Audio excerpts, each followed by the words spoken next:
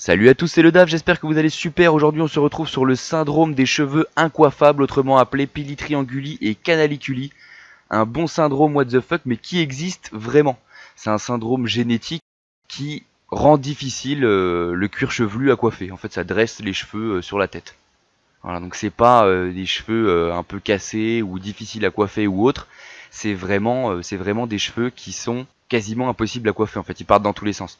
Donc cette photo-là, on la trouve surtout quand on tape le nom du syndrome sur internet, mais c'est très certainement de l'électricité statique. Voilà, qui provoque ça. C'est beau et c'est mignon, mais là c'est pas du tout ça. Hein. C'est les épis du réveil. Ça ressemble beaucoup plus à ça. Hein. C'est des cheveux du coup très blonds, un peu blond argenté comme ça, couleur paille. Voilà, ça débute entre 3 mois et 12 ans. Donc 12 ans, c'est vrai que ça fait bizarre, hein, mais c'est un syndrome qui peut arriver assez tard. Et ça ressemble à ça. Hein. C'est une masse de cheveux un peu très difficile à coiffer. Bon, quand on est un homme, c'est beaucoup moins compliqué. Hein. On se rase la boule et puis c'est fini. Mais quand on est une femme, c'est très difficile à porter. Ça a été découvert en 73 par un dermatologue toulousain. C'est dommage, j'ai cherché sur internet, j'ai pas réussi à retrouver son nom. Sur les images, là, on voit le cheveu atteint du syndrome à gauche et le cheveu normal à droite. UHS pour celui qui a le syndrome et Control pour celui qui est normal. Donc là c'est des imageries au microscope à balayage et en fait on voit une espèce de sillon au milieu du cheveu qui atteint du syndrome. C'est vraiment caractéristique des cheveux du syndrome de pili-trianguli et canaliculi. Voilà, sur cette autre photo on voit bien le sillon central. Donc qui est pas hyper régulier hein, parce que ça reste entre guillemets une malformation des cheveux.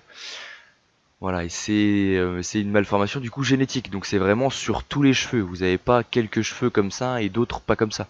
C'est les gènes principaux de la formation des cheveux qui sont atteints, et tous vos cheveux, du coup, si vous êtes atteint, seront comme ça. Ils seront pas ronds. Le syndrome est connu depuis longtemps, enfin pas vraiment le fait que ce soit un syndrome, mais le fait qu'il y ait des gens qui ont des cheveux qui sont incoiffables. C'est devenu assez célèbre en 1945 avec le livre du docteur Heinrich Hoffmann qui s'appelle Struwwelpeter, Pierre l'ébouriffé, hein, traduit en français.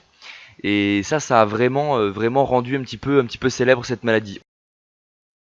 On en a entendu parler récemment en 2016 parce que les chercheurs de l'INSERM, du CNRS, de l'Université de Toulouse 3 ont identifié la cause génétique. Alors ils ont travaillé avec des chercheurs de l'université de Bonn, des médecins dermatologues, des généticiens, tout ça dans 7 pays différents, et en travaillant du coup tous ensemble, ils ont réussi à découvrir que la maladie était due à des mutations récessives d'un trio de gènes.